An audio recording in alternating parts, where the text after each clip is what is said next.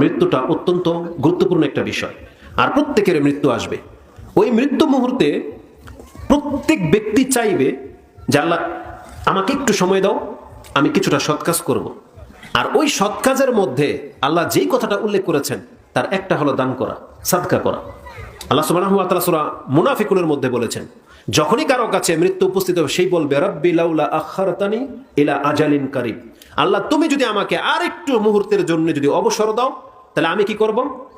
আজালিন কারিবিন ফাআসাদদাকা ওয়া আকুন মিনাস সালিহিন, আমি এখন গিয়ে সাদাকা করব আর আমি সৎকর্মশীল হয়ে তোমার সাথে ফিরে আসব। তার মানে মালাকুল মউতকে সেজন্য এটা বলবে যে আপনি একটু দাঁড়ান, আমার প্রাণটা একটু পরে নেন, আমি আগে একটু দান সৎকার কথা বলে নেই, আমি একটা সৎ কাজ করে আসি। তার মানে বোঝা যাচ্ছে যে দান সাদাকা এটা এত পাওয়ারফুল, এত ভারী একটা আমল যে মানুষের জাহান্নাম থেকে, আগুন থেকে, শাস্তি থেকে মুক্ত করতে সক্ষম।